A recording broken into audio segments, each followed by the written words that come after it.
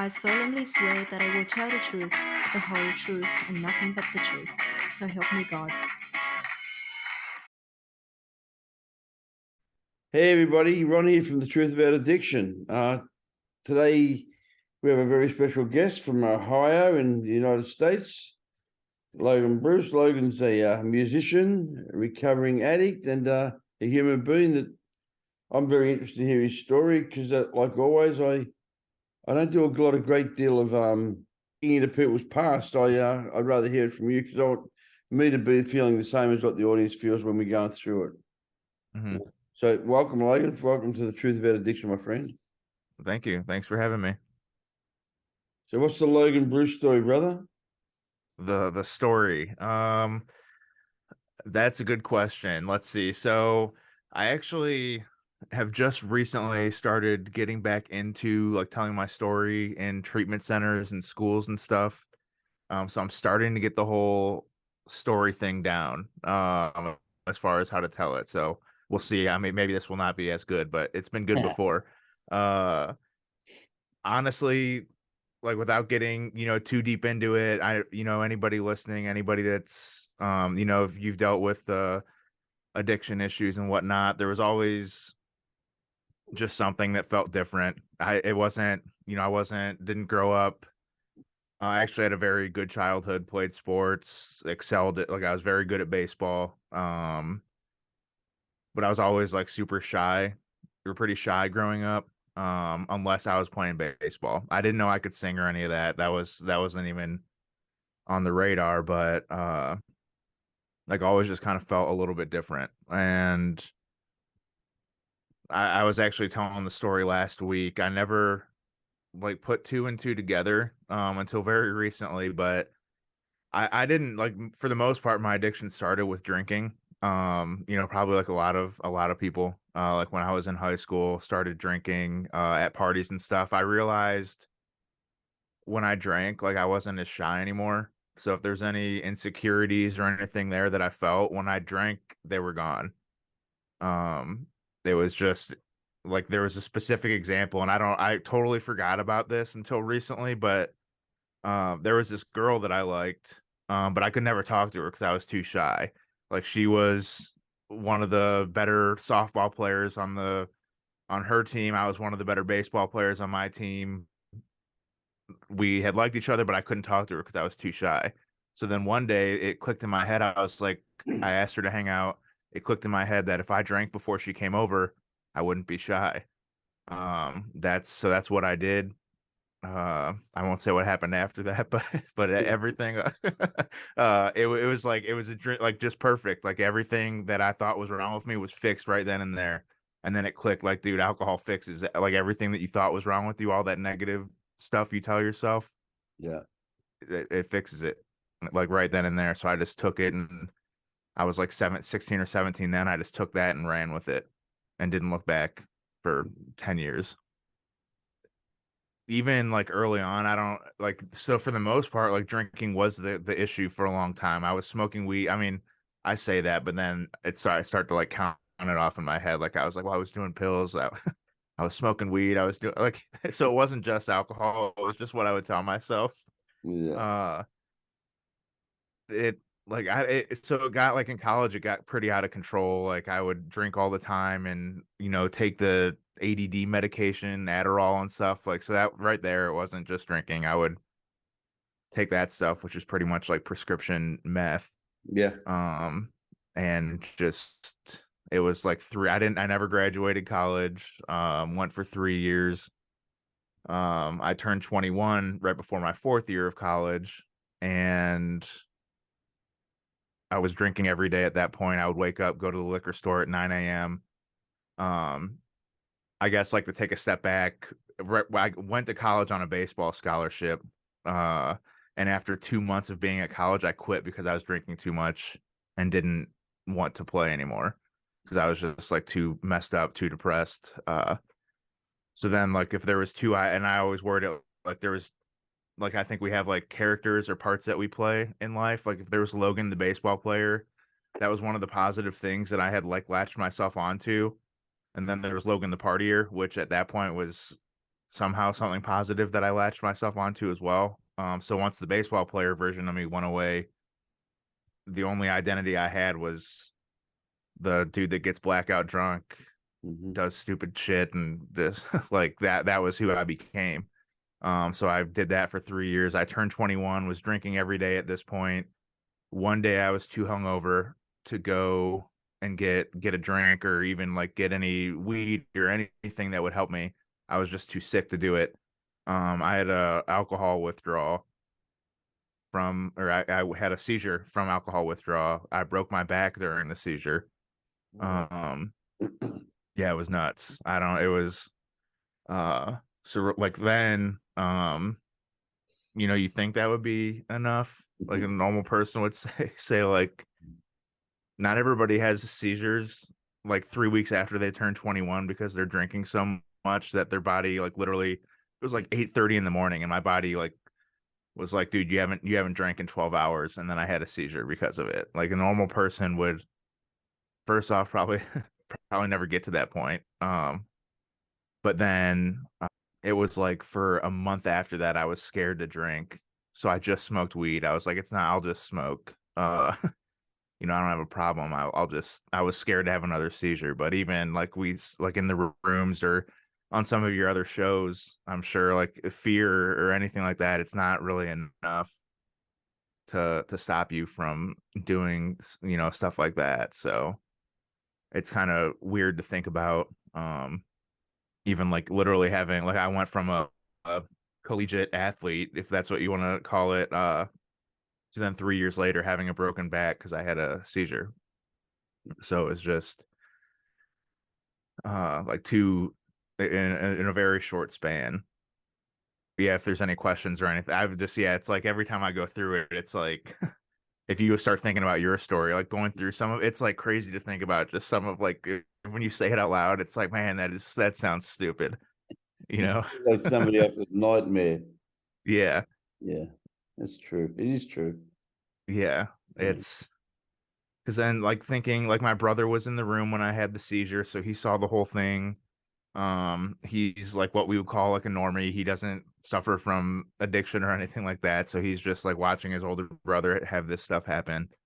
Um, a big thing did happen after that, because if we're gonna start talking about, because I mean I can go through like the rest of the addiction and all that, but we kind of know how all that goes. But like one big kind of milestone that did happen was like a couple months after I had that seizure, once I started drinking again, my family did send me to treatment for the first time. So at this point I was like just like I don't know, 21 or 22 and in treatment. In Tennessee, it was like they sent me away. I wasn't in Ohio. They just said get the hell out of here. Like you got to go like 3 states away. Um but this guy would come in and I had always like played guitar a little bit. I really just learned it honestly so I could like try to impress girls at parties and stuff. I don't say that too often, but that's why I learned how to do it when I was like 15.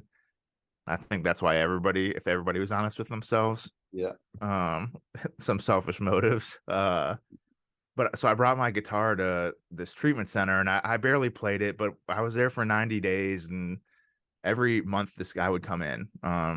His name was John McAndrews. I still remember it. It was like 13 years ago or however long it was. But he would come in and tell his story of addiction. I don't remember if it was like Leonard Skinner or he was like a backup keyboard player and guitarist for like a big band.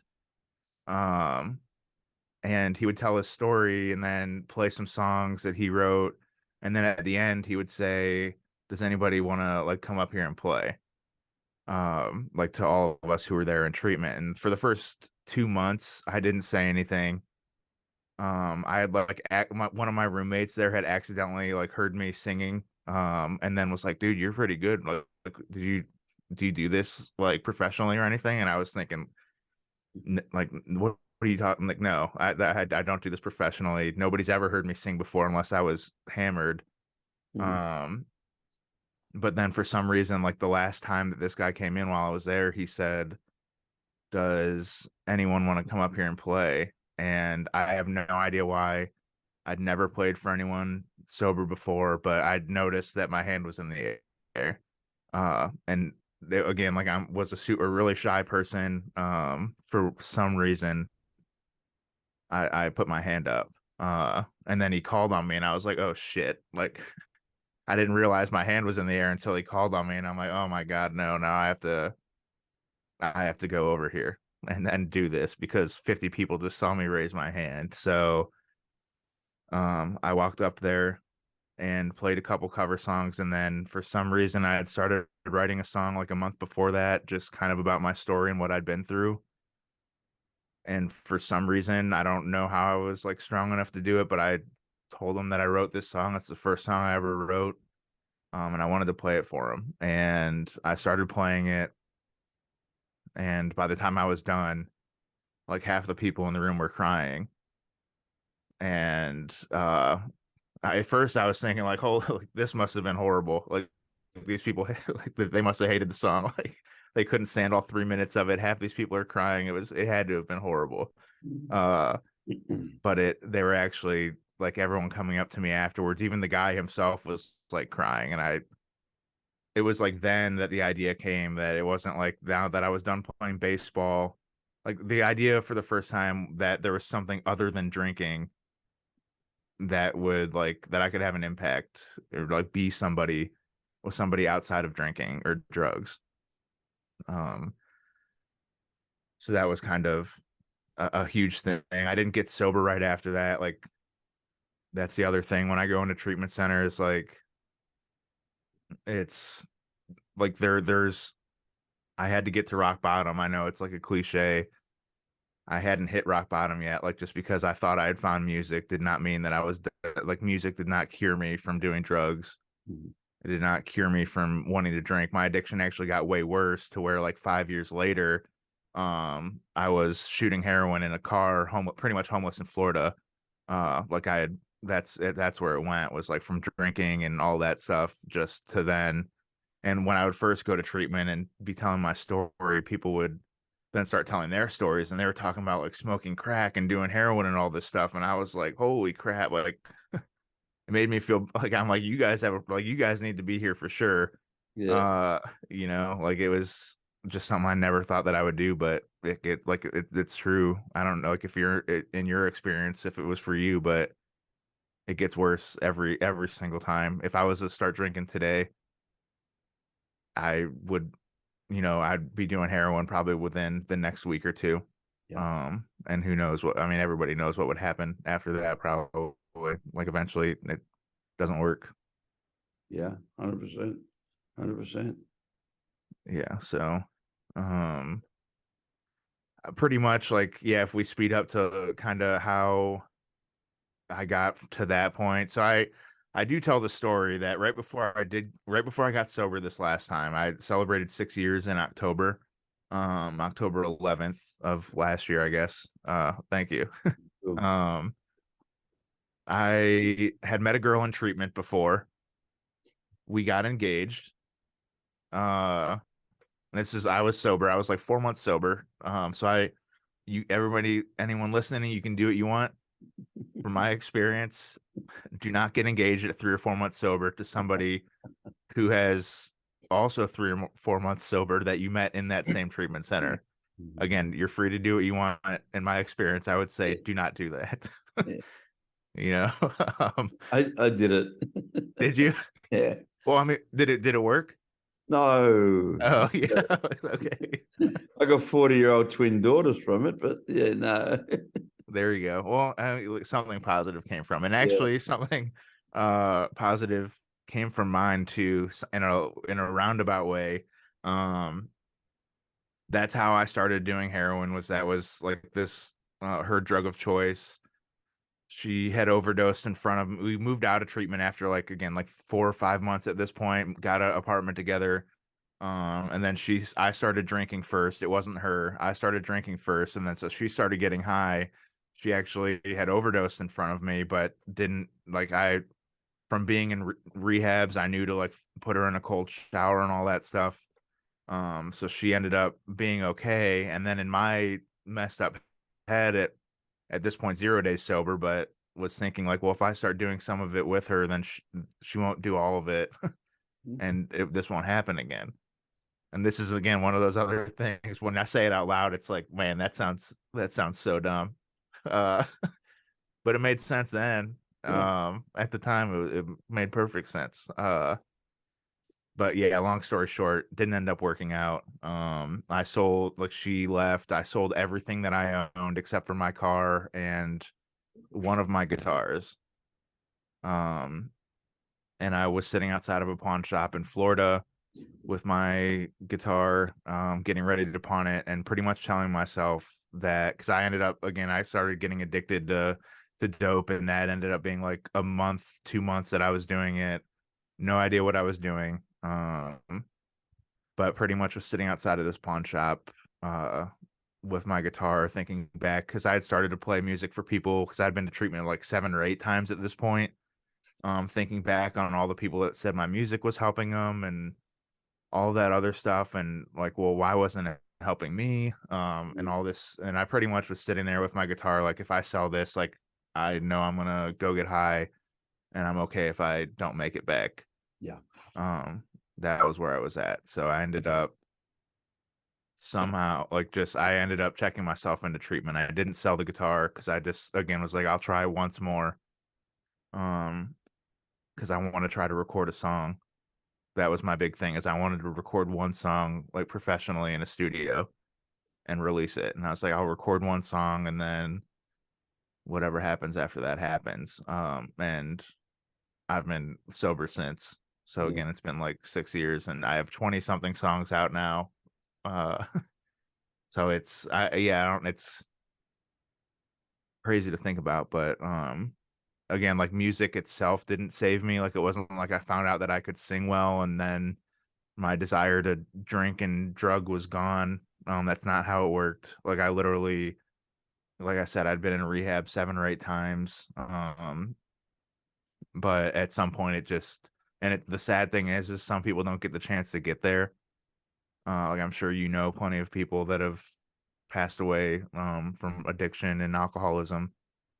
I don't know, like, it's controversial, I guess, but like, I don't, you can, I don't know, like, if you can get sober, like, I guess you can only get it when you're ready, or sober or clean, like, when you're ready for it. And it's sad that some people don't get that opportunity to be, I mean, it sounds bad, but like, so, like, they don't get to hit rock bottom to where then they have to pick themselves up and get the opportunity to, do what you're doing, where, you're talking to people that are, you have a podcast and get to jump on here and share their stories and stuff, or me being able to play music. Like, it's sad that people don't get that opportunity.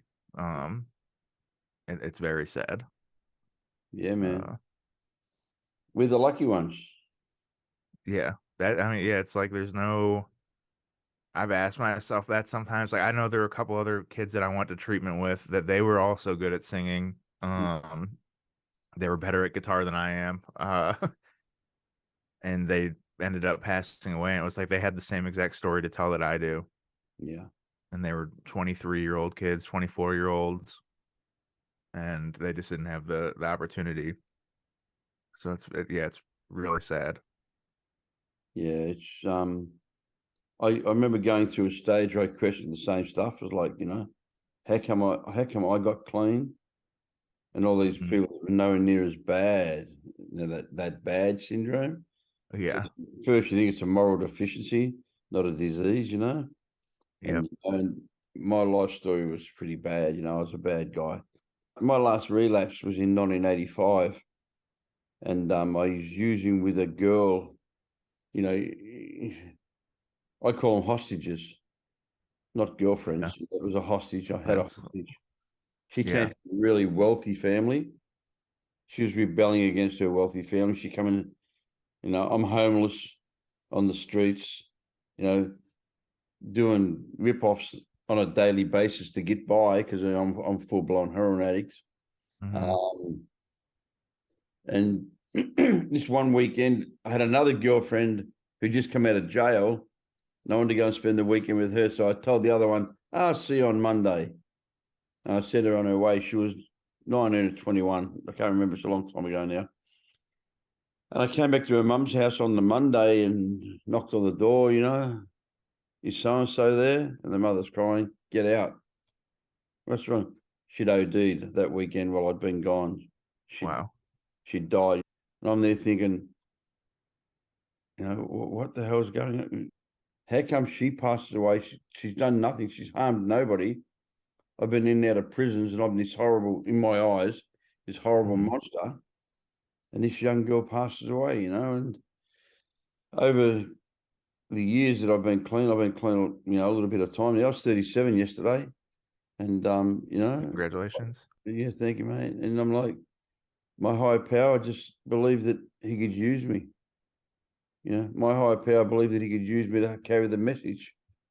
And that's what I do, man. That's why I do these podcasts. I don't do these podcasts for money or I don't even know how many people watch my podcast. My wife knows. I don't know any of that stuff.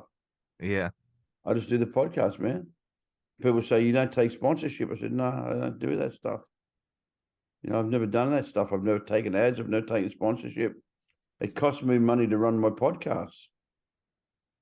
And helping people though. Yeah, man. And the stuff I get 10 times more value of the money. I got friends who are so poor, all they have is money. I love that saying. It's when you think about it, it's crazy. I do, man. I got friends who are worth hundreds of millions of dollars in active addiction who have got nothing. They've got nothing, man. I wouldn't trade with them for 1 second. Right.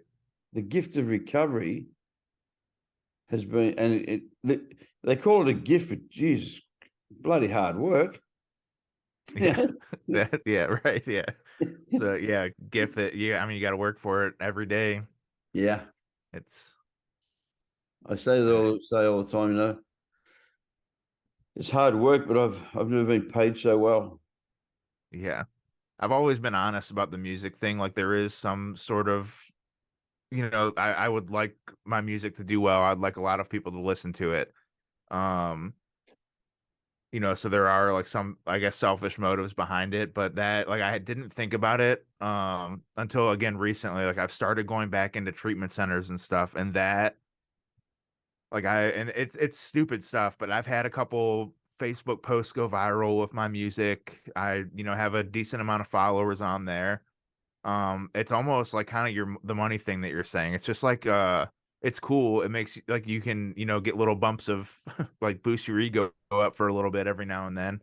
But like when I go into a treatment center and get to tell my story, I do actually exactly what that guy did that helped, like that I was talking about earlier. I go in, I'll tell my story, play music, and then ask if anybody wants to play.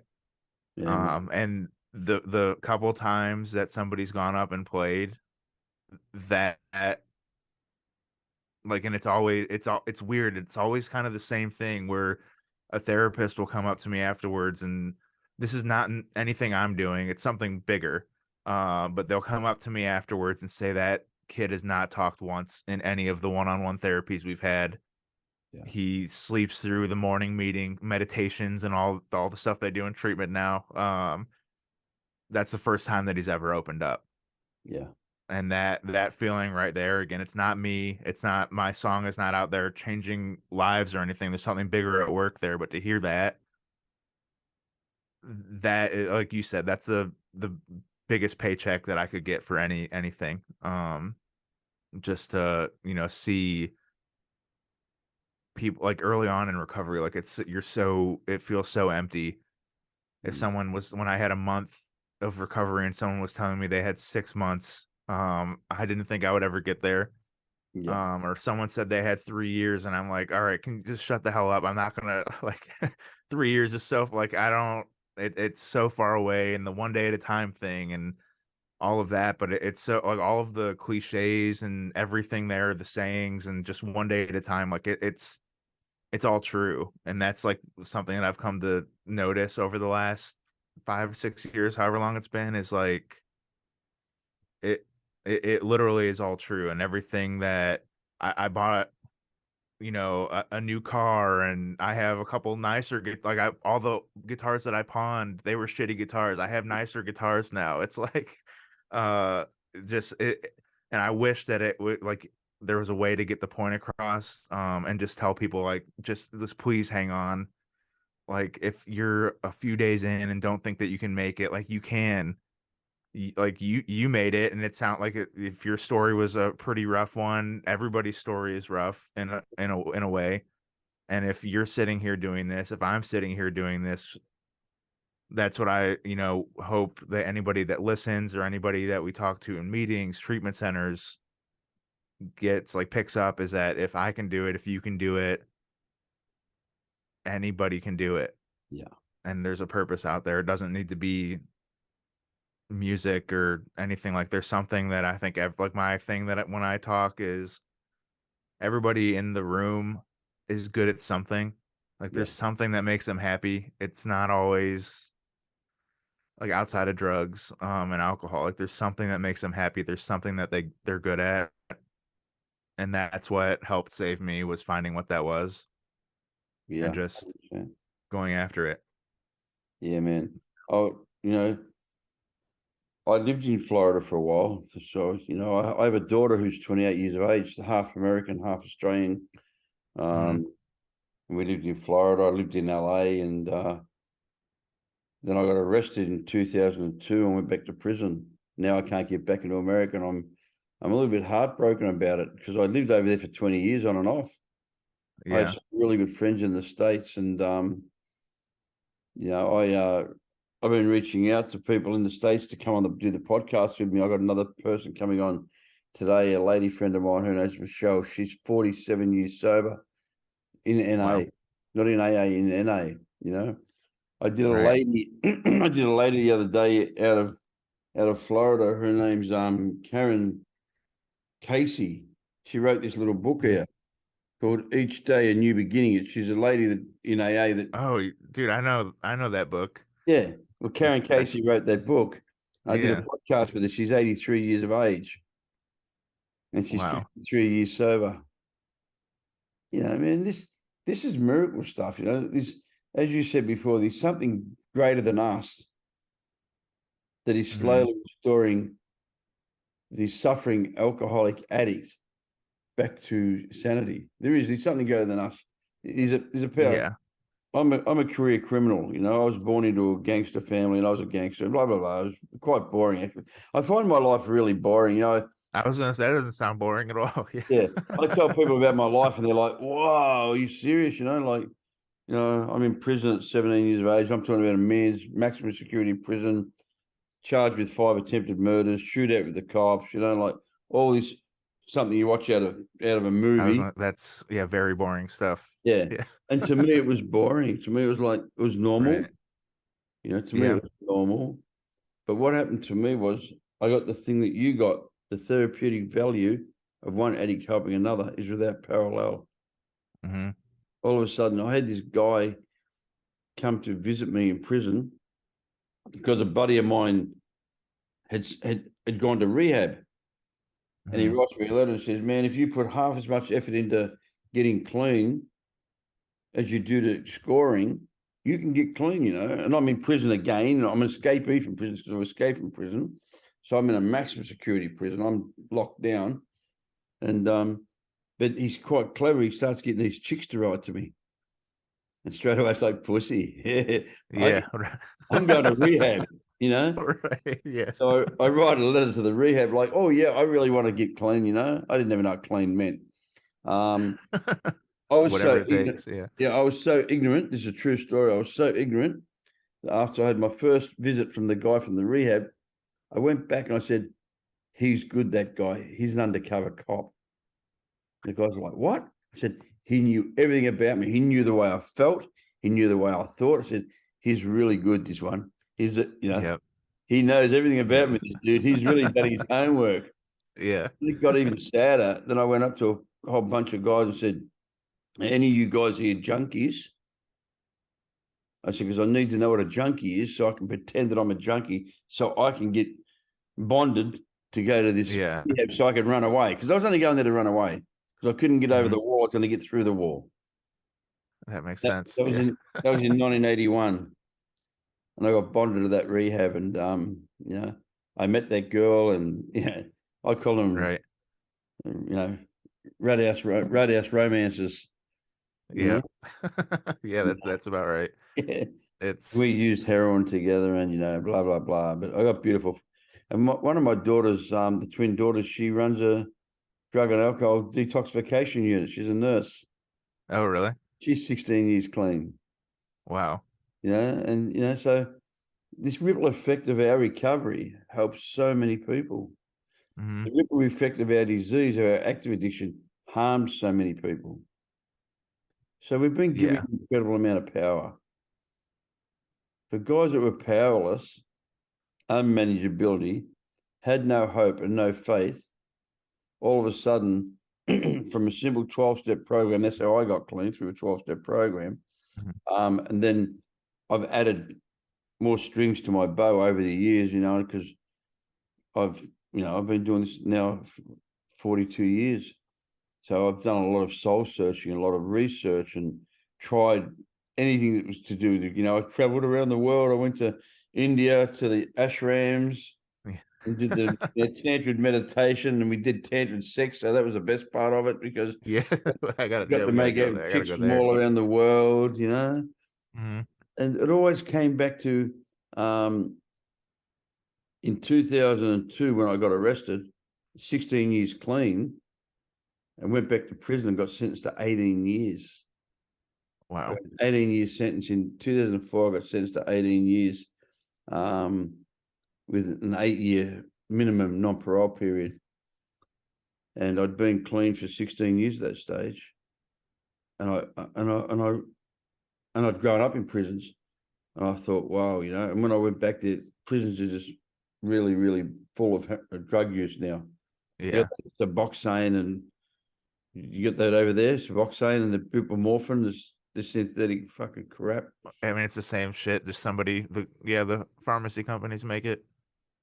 Yeah, Yeah. our legal drug dealers again, our Yep. powers above that are not going to decriminalize and not going to legalize because they're going to lose too much money out of it. They can be Yeah. started on that crap. Yeah. I know. They'll feed it. They'll feed it to the prisoners, and then the prisoners, all of a sudden, they're living on welfare. They come to jail, and they got their girlfriend out there on Suboxone, and she sneaks in a couple of tabs a week, and all of a sudden now he's Don Corleone. Yeah. He's the gangster. Right. He's got Yep. $8 worth of prescription medication. Now he's running around the jail with his chest poked out. Cutting strips off. Yeah, man. Give me some of your buy-ups. I'll take some of you get your girlfriend to put some money in my property. And Right. it's such a trap. It's such a trap. And they get out of jail. And for me, until I found recovery, I had no living skills. I Mhm. didn't know who I was. I was nobody. I was Ron the criminal, Ron the junkie, and I thought that I was a bad human being. And I came to realize that I was always a good person doing bad things. Yeah. I wasn't a bad person doing bad things. I was a good person doing bad things. Right. And for the life of me, I didn't understand that there was something greater than myself that kept me alive. Those days that we shot up in cars, parked somewhere on our own, why didn't we die? Right. Because there was a bigger picture somewhere. And as I said, I've been around for 42 years, and I say to a God of my not understanding. Yep. I don't really know how Yeah. heroin works, but I know it worked. I mean, that's where I was. Yeah. I don't know how I made it out of that car in Florida. I had no idea what I was doing. The only experience I had with it was hearing people talk about it in rehab. Yeah, And then I was guessing every single time. I didn't know how much to do. I didn't know how long to wait in between. I just from drinking, I knew I was like, I can drink whenever the hell I want. If I finish a bottle but feel like drinking more, I'll drink more. So I was doing that with heroin, and that I don't know how, honestly, I have no idea how I survived that because I was guessing every single time how yeah. much to do. I had no idea. what quality it was, what percentage it was. Was Yep. it really heroin? You know, I don't know about you, but me, I'd mix something up, man. The shit to be floating, I'd still put it away. Yeah. It That's was what I did. Yeah, I really didn't know what color it was supposed to be. I didn't know any of it. I knew the one guy that the girl I was with had introduced me to that she bought it from. So then that's just who I ended up buying it from. I don't know. It was like, just trust this dude. Your the local man. trustworthy, heroin dealer. He wouldn't do me wrong. Yeah, nah. Yeah. Yeah. It's You it's wouldn't buy crazy. a car off him, but you'll buy something to inject into your vein off him. Yeah. He tried to sell me a Nintendo, and I was like, I don't think that shit works. Yeah, That okay. something's wrong with it. But yeah, just give me the heroin. Yeah. That's safer. Yeah. Yeah, I can't mix that shit up. Yeah. Right. Put that in the spoon. If it dissolves, I'll put that away too. You know Yeah. what I mean? Right. Right. Yeah, no. It's really good that you can laugh about it now because you know what, man? Recovery is a serious business, Hmm. but we have to have a humor. We have to have a belief. We have to have faith. But the biggest thing we have to have is gratitude. Every single Yeah. day, I'm grateful from the freedom of self. Did Yep. you go to LA? Did you ever go to LA? Have I gone to LA? Yeah.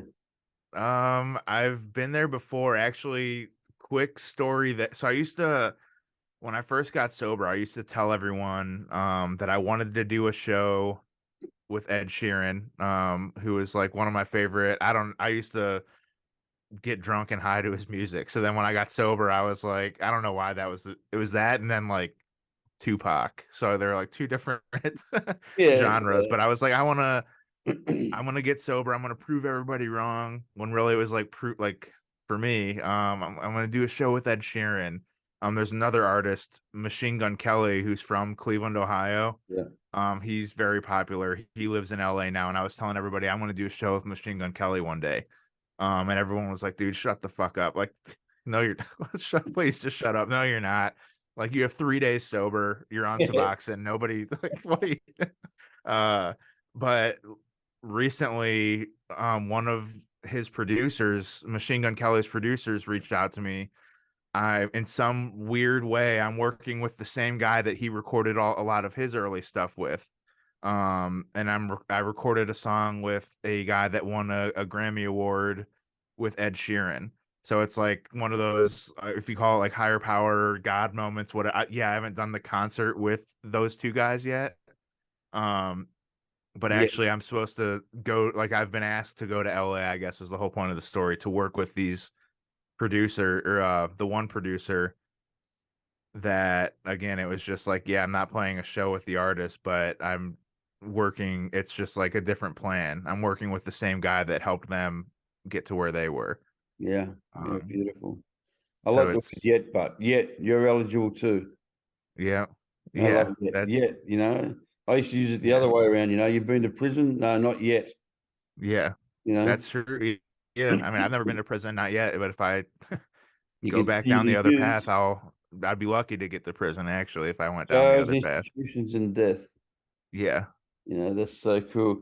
But yeah, I lived in LA for a long time, and my best buddy, the best man at my wedding in Florida, Mhm. he owned a tattoo studio in Sunset Strip right next to the House of Blues. Oh, So wow. we used to get all the rock stars and all the movie stars and the film stars and everybody, you know, sports stars, Wayne Gretzky, everybody was coming there getting tattooed. You know, Motley Crue got Yeah. tattooed there, Ozzy got tattooed there, Charlie Wow. Sheen. I try to 12-step Charlie. This is before he completely lost the plot, you know. You didn't send him on that Tiger Blood rant, was On that that? Tiger Blood, yeah. No, Yeah.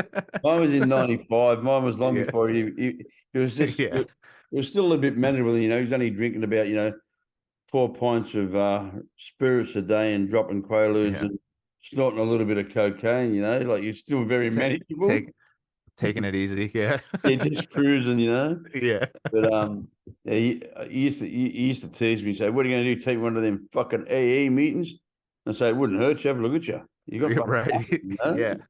Yeah. He used to say, I ran from Australia. You know, all he wants to do is talk about that fucking AA and NA shit. You know. Now I just reached out to him recently. I've sent a message over to him. I want to do a podcast with me.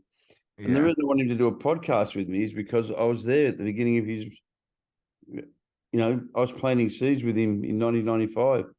Right. And I got a Wow. message of Greg James, my mate, used to be the tattooist at Sunset Strip Tattoo. He said, Charlie said, being clean for that first year was the most boring time of his life. Then he went out and went on that big binge. And Yeah. now he's been clean a while, So I laugh, and people say to me, it's boring. I say, you know what? I haven't got time to use. Right. I physically haven't got the time. I'm just so busy. My life is so full. I'm 68 years of age, man. And Yeah. I run these companies, and I have a beautiful wife, and I have a 7-year-old and a 3-year-old, and I've remarried since I got out of prison 11 years ago again. And the whole time I was in prison, I ran a rehab. I ran a rehab in prison. They gave me the opportunity to run a rehab in prison, and lots of guys that got clean. People say to me, "How did you stay clean in prison?" I said, "I carried the message. Yeah. Helping other people get there. I helped other people." Machete, the guy that plays in all the movies, Danny. Danny. Yeah. Just anything Danny says, everything I own is because I got clean. Everything I have is because I was helping somebody else at the time. Yep. Everything I have today is a direct result of me helping somebody else. Yeah. And like you said before, it's 4 a.m. my time when we started the podcast, and people go, well, you got to get up at 4 a.m. Man, what, you know, never up at 4 a.m. when you were Yeah. using? Right. Yeah. I go to the same lengths to stay clean as I did to use. And that's any lengths. Yeah. I'd climb up a pipe It's that round 4 stories if I knew there was dope in that building that I was climbing into. yeah. If I knew it was a Yeah. pharmaceutical company and I was doing a break and enter to steal their pseudoephedrine so I could sell it to somebody so I could buy heroin, I was climbing up. I'm climbing up a pipe that big, If Yeah. it falls off, well, if I can't get the dope, I might as well be dead. Yeah. That's any lengths, pretty Yeah. much, and whatever it took. And I'm like that with recovery. If I can't get recovery, I'd rather be dead. On the 3rd of the 3rd, 1986, I came back from my last relapse. And I remember getting up the shit, and I'd been around the program for 5 years. So I was a bit of a hot shot because NA was very young, and I'd been around the program since the beginning of the sort of thing. And I remember getting up the share, and I felt the sweat running down my back, the same sweat I used to have when I was doing smuggling. And it's really scary. And it was like, well, and I said, I'd rather put a gun in my mouth than blow my head off than go back to active addiction. Yeah. Fast forward 37 years, I still feel exactly the same. I'd rather put a gun in my mouth and blow my head off than go back to active addiction. It's so just such a bad, like, I can't even explain it. Like, I don't have to explain it to you. But trying to explain it to somebody who hasn't been there, there's not really like hopelessness is what gets said in the rooms a lot. That's true, and I think that's probably the biggest understatement that there is. It's like there's nothing to live for. Even like the idea of getting clean and putting in work to do it just seems like it's like you don't want to do it because you know that it's going to take work. It's so much easier to just stay where you're at in the dark hole and then just go. It's I call it spiritual degradation. Yeah. That's the biggest thing that I've in all the years I've been around. I call it spiritual degradation. The spiritual death that I felt when I relapsed was immediate and constant. It was just despair. It wasn't, it was just nothing. It was like a void. It was just sucked my soul out, and I was a shell walking around, trying to fill that shell up with some sort of form of chemical, and it didn't even matter what it was. And stone to me was unconscious. So the best form of unconscious is death. So I understand why people take their lives. Everyone goes, "Oh, do you hear so-and-so died the other week?" And they've been in relapse for 12 months or been relapsing on and off for a long time. And I go, "Oh, okay. They go, God, you're cold. I say, no, man, that's what happens. Yeah. This is It's normal. This is what, when they get clean, I go like, wow, how yeah. surprising. Right. How cool. They got clean. Yeah. Fuck, they made it back. Right. That surprises me. That entertains me. And that feeds It's my gratitude. But yeah, when, part of our disease is death, But as I always say, the spiritual death's far worse than the physical death. That yeah. isolation from oneself, the self-hatred, to where you don't care, where you're putting it away and you're pushing it away and you think, I don't really give a fuck if I wake up tomorrow morning. Right. I did that a lot. Closed my eyes and thought, I don't care. And then when I woke up, no. Damn it. Yeah. Damn. Yeah, Yep. I got to start all over again. Who can I rip off? Yeah. I have no money. Yeah. I have to go through the whole fucking thing again. Yeah. Just so I can get to 10 p.m. tonight where I have whatever I need. And then, yeah, just every single day is the same thing. It's, Yeah. And I at don't, 10 yeah, p.m. honestly, like, because you've been, I guess, clean much longer than I have. Like, even just like thinking back to the relapses that I've had, like that, just like you were saying, just the kind of like the emptiness, the dark feeling that you have. Like, I still have, like, if I have a dream that I relapsed, like within the first 5 seconds of me waking up, it's weird because I can feel that same exact guilt. I can feel the same exact like, oh shit, dude, now my family's gonna find out. And then I can feel like almost exactly how a real relapse feels, and it's the weirdest thing. I Yeah. don't it's very, very odd. But it actually is kind of a good reminder, I guess. I've never even thought about it until just now, but kind of a good reminder of what you would really be in store for. Yeah. My take on dreams is it's your subconscious letting go. Mhm. And I got told that by a guy 40 years ago. Mhm. I had a dream and I was quite upset about it because the dream was so real. I wasn't sure if I'd relapsed or not. The dream Right. was so real, I was like, fuck, I'm busted. And I Yeah. saw this Yeah. guy who ran the rehab. He actually he invented the rehab. It was his rehab. And Mhm. he's probably the smartest man I know when it comes to the disease, not recovery, because he never Yeah. practiced what he preached. Yeah. He still dropped a few Valiums. He was still screwing the 16-year-old girls that came into rehab for help. So it was quite a nasty piece of work. But Yeah. he said to me he did know a lot about the disease because he was so diseased. Yeah. I He was said, gonna say, no, yeah, from experience. yeah, dreams are part of letting go. It's your subconscious mind letting go of your thoughts. He said, so when you have a dream, embrace it and know that it is part of the system. Because dreams used to affect me a lot, what you said, because I actually Mhm. felt that despair Yeah. and the degradation, the dereliction they talk about. That's the part that gets to me. It's the spiritual dereliction. Because today I'm a human being, not a human taking. Yeah. And that's a really big, they're my words. You can use them. Today I'm a human being, not a human taking. When I take chemicals, I become a human taking. I don't give anything. It's yeah. I only take. I'm like a vortex, man. Anything that comes within 50 meters of me is going to be eaten. Yeah. It's going to be Yeah. put into the Family, syringe. anyone. It's going to be mixed up and it's going to be injected into my arm. And all the remorse and all the good intentions are not worth nothing. Right. Because the road to hell is full of good intentions. Yeah. And I got told that in 1977 by an AA member. 1977, an old guy was taking me to an AA meeting because I was in a drug rehabilitation facility, a detox center. Mhm. Not because I wanted to get clean, but the cops were looking for me. So I went to Yeah. a detox. I took a handful of methadone with me, tablets, Phyceptone, and I took some weed, and it was on a river, and it was so I'd take me pills, smoke a few joints, lay out in the sun, and I was hiding. Cops were never going to look for me in the rehab. This is Right. 1977.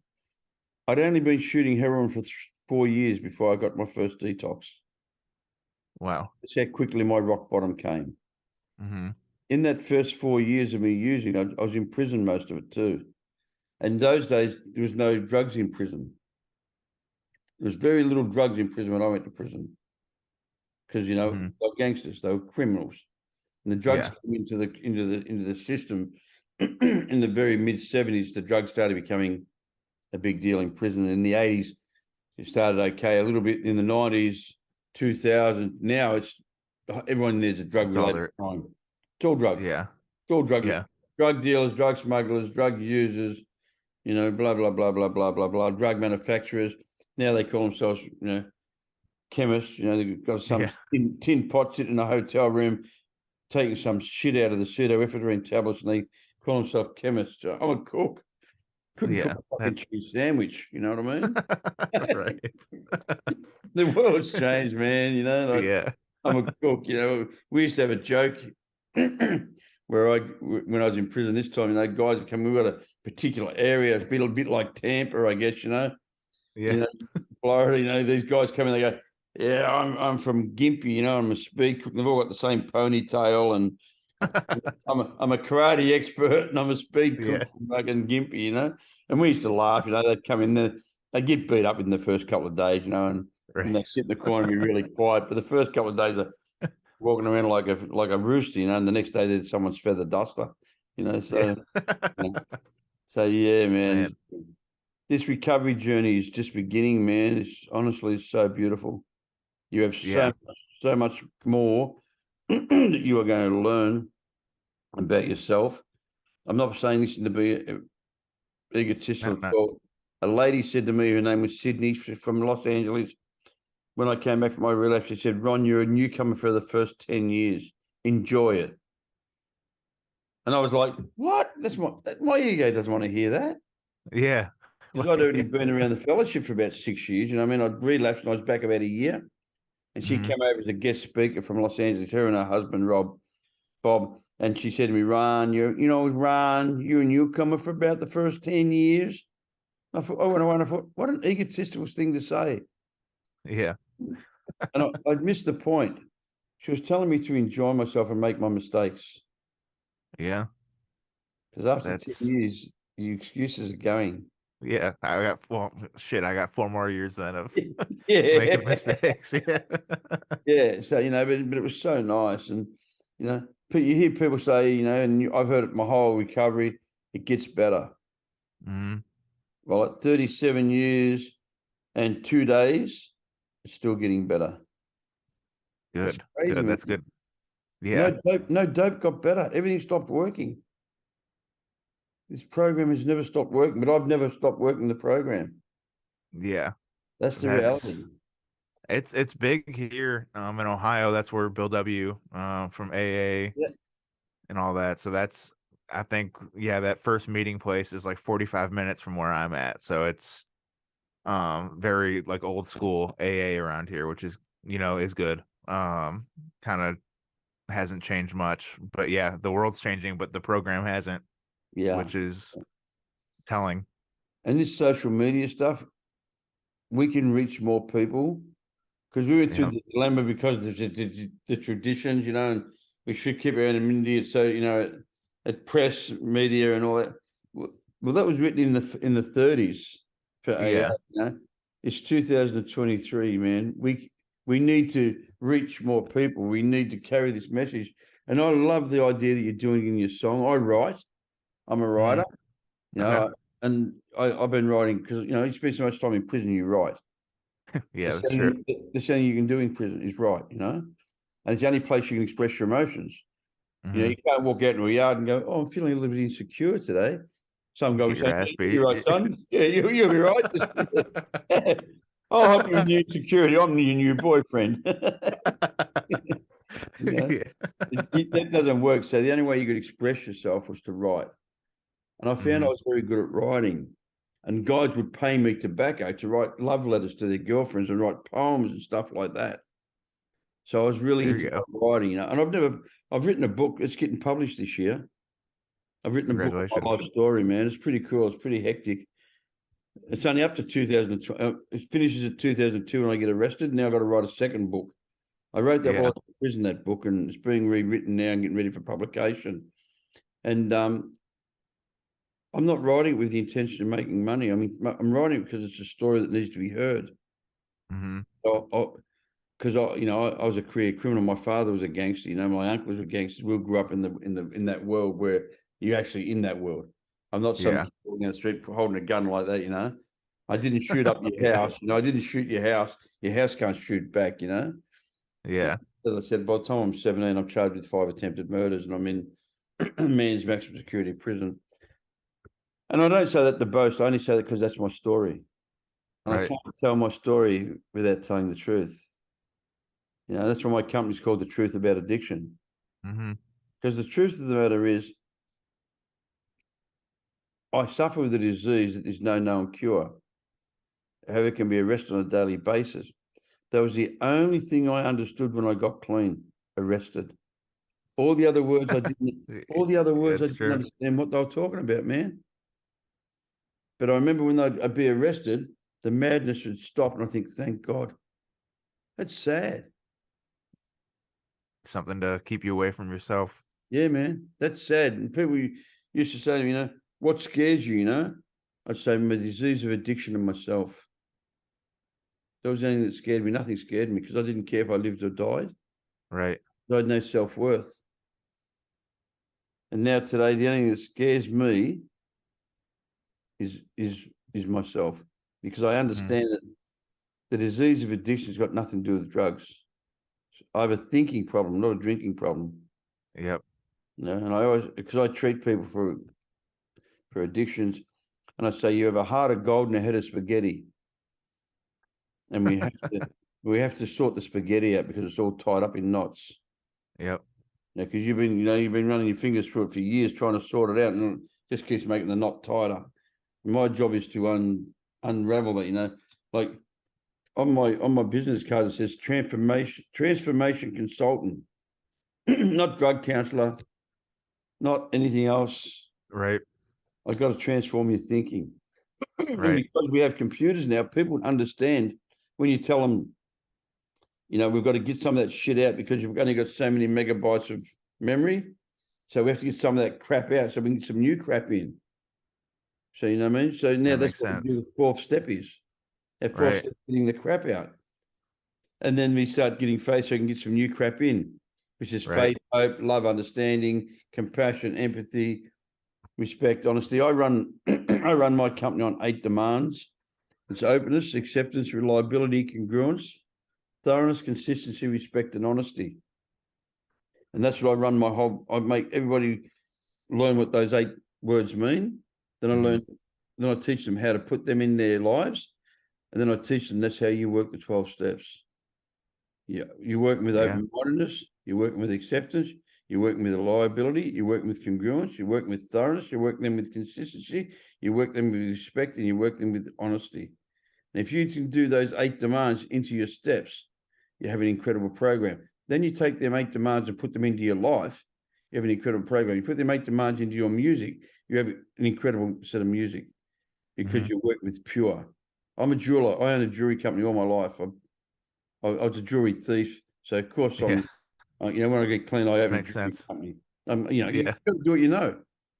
Yeah. You do what you know. I made my money in jewelry. I didn't make my money in drug and alcohol counseling. You know what I mean? You don't. As you can see behind me, I'm obsessed with cars. I was gonna, those are nice. Yeah, I've got the new C8 Corvette and the ZR1 C7 Corvette in my garage out the back. Really? Yeah. I've had 14 Corvettes. I love them. I build them cars. I built a company called Sugarman Classics because I couldn't get anybody to build the cars the way I want them because I'm an addict and I'm a control freak. Yeah. and I have obsessive compulsive disorder that it has to be perfect. So you just do it yourself. So I got the shits and said, I make my own company. Yep. And there's also a business side of it because I'm an addict, man. I'm a negotiator. Man, I can rip you off today, and a week's time, sell you dope again. Yep. I'm a negotiator, brother. I can fucking sell you. I can say you shit and convince you that I got ripped off. That's how you got ripped off. But today's going to be different. Yeah, I hear you. You know, It's crazy though. Yeah, I mean, it's how it is. yeah. So, you know, I put my business skills to work, and I thought, well, if I got someone to restore those motor vehicles, it's going to cost me $140 an hour to pay a shop. Yeah. I can employ a guy for $30 an hour. All I got to do is buy a shed and buy some tools. Yeah. So I employed 10 guys and fixed other people's cars while they fixed my car. So I got my cars built for nothing. You know, Negotiator. had the company for 5 years, built myself a couple of $1 million worth of cars for peanuts. And, you know, that's what we have to do. You know, we have to use the tools that we've been given. Right. I really want to listen to some of your music. I'm going to make it my effort today that I'm going to listen to some of your music, and then I'm going to get back to you and see if it's okay. If you want me to, I'll put some of the music up here in Australia so that you can get a bit of exposure. You know what I mean? So, and I have buddies that do a lot of podcasts. Okay.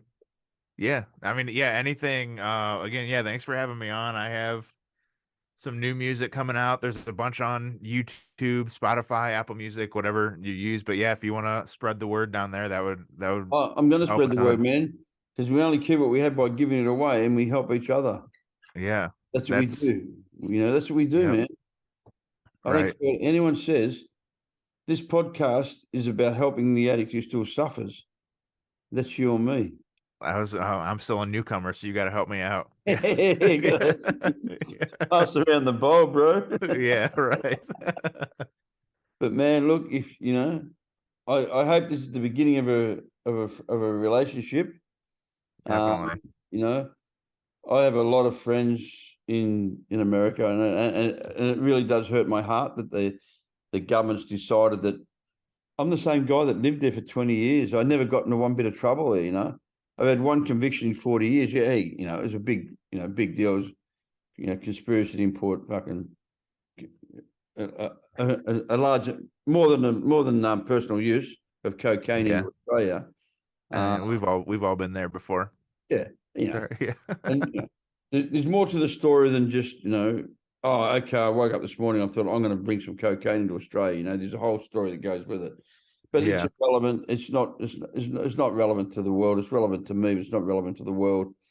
But I still say today, you know, my higher power got me clean, helped me get clean. It took me to the places where I need to hear the message. My higher power took me to prison. And I helped a lot of people get clean. Hundreds and hundreds of people are clean because I went to prison. And maybe he had faith that, you know, your higher power can't give you more than you can handle. You know. Yeah, definitely. So there's a reason that I went to prison. I mean, I got away with a million things and got caught for one, you know, and I went back to jail for a long time. But yeah, I don't. Do I have regrets? Yeah, of course I have regrets. Do I see a positive in it? Yeah, but do I see a positive in it? Yeah, I do. I'll never commit a crime again. Right. No matter who comes to me and begs me for help, because my crime was committed through helping a mate who got himself in trouble, you know. I mean, it was like, oh, brother, you know, I need help. I fucked up. I lost 30 kilos in Argentina. And, you know, and I'd worked with him before. So I'm like, he's like, please come to Brazil, you know, put your word out there, and then they'll give me more credit, and then I'll be able to pay them back, and I'll pay you back the money I owe you. And yeah, don't get me wrong, man. You know, I was still involved. It was, if you can't stand the heat, don't go in the kitchen. Yeah, right. Yeah. Don't complain to me. You know, you're not a victim. If I pick up tomorrow, it's a choice. Yeah. Yeah, it was my choice to get involved. You know, so. But there is a lot more to it than just, oh man, I'm going to go over there and bring some. You know, I was a multi-millionaire when I did it. You know, I was quite rich. You know, so the financial motivation was very small. The ego was massive. Yeah, I was going to say, yeah, if it wasn't money related, really, it's ego. Just to go down there and. I'm smarter. You know. I'm smarter. I'm smarter than the system because I've fought the system my whole life. And now I don't fight nothing. Right. It's funny, you know, I don't fight anymore. I don't fight anything. I just accept the things I cannot change. because I've got the courage to change the things I can, and I got the wisdom to know the difference. Yep. The only piece of It's literature that I love, apart from the steps and traditions, is a serenity prayer. Yeah, pretty much sums the whole thing up. yeah, man, it does. I had a It's buddy of mine. He died at 64 years sober. Beautiful man. He was wow. the editor-in-chief of a newspaper. Became the mayor of the town, and he was the town drunk. He went from being the town drunk to Pound drunk be to the running mayor. it. Yeah. You know what I mean? And I mean, that's what you can't make that up. Like that's yeah, the success stories or whatever you want to call them. You couldn't write no, that book better no, than man. that. And he said to me, the key to success, Ronnie, the key to recovery is acceptance. He Yeah. said all the time, and he used to also say to me another thing, the more meetings I do, the better my wife behaves. Which in other words had nothing to do with his message, just the better Yeah. person he was, yeah. And I love the old timers because, man, they've paved the way. They've done the hard work for us to walk the path behind them. And don't get me wrong, we still have to pave the way for the next one, and then the next one, the next one, the next one. Right. It's been a generational disease. This disease has been around since fucking, Jesus Forever. was Yeah. on the wine. You know what I mean? Like they talk about, they turn the water to wine. So here's the first bootlegger. Yeah. You get back to it, Right. Yeah. But man, look, it's been a real pleasure. It's really lovely to meet you. If you want, give me a call in anytime you like. If you record something, flick it across, man. I'll push it out on here too for you. Then I've got a All right. buddy in New Zealand that we can push out over there. Okay. I've Perfect. got a I have really, some new songs coming out, so that works. I got a really good buddy. He's got a podcast in New Zealand called The Felon Show. Hmm. It's got a lot of followers. Check it. He does all the mobs, all the gangs in New Zealand. He's allowed in to do all the podcasts for them, and he Oh runs wow. all the presidents of the mobs. He used to be a mobster, and now he's in recovery. Through Jesus, he went into recovery through Jesus. I don't care how Yeah. people clean. I don't care if you go in through fucking Mickey Mouse. Yeah. As long as you're Yeah. clean, I don't care. I really don't care about that shit, Right. But, Yeah. not many prison gangs in Australia were as tough as the gang he was with. They took on the criminals, and they took on all the gangsters, and yeah, they were bad motherfuckers, Man, So I got to start my own podcast and get you guys on there. yeah, so Tell some of these stories. that Yeah. was us. We got invited. I was over in New Zealand last 2 weeks ago. We got invited over there to a royal commission into the Mhm. abuse of children. Like in Australia and in New Zealand, the authorities in their wisdom, you guys probably doing this in America too, take children off Yeah. troubled families and put them into care. Then they Yep. get sexually abused in care. Yep. And they come It out with happens trauma here. and they become gang members. Hmm. So we're going to actually take we've done it in Australia. My buddy owns a thing called The Voice of the Survivor. And but I know that, I can get you on a couple of good podcasts here that'll give you a lot of exposure because the message you're carrying through your music is a message we need to get put across to people. So it's more about the message than it is the messenger. Yeah. Yeah, definitely. Yeah. Yeah. And don't get me wrong, I never got clean to be a bum. I didn't get clean to live in a park. I like material things. Yep, same here. People get up at meetings and they go, oh, material things don't matter.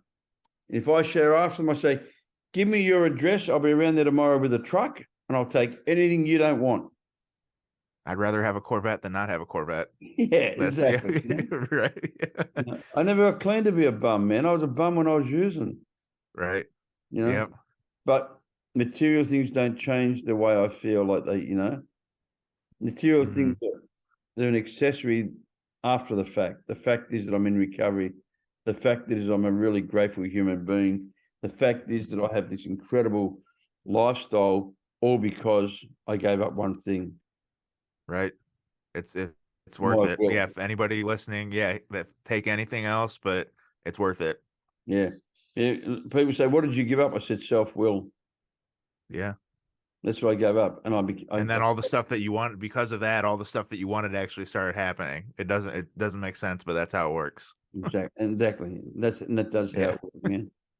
But yeah, buddy, look, I really appreciate you coming on the truth of addiction. Yep.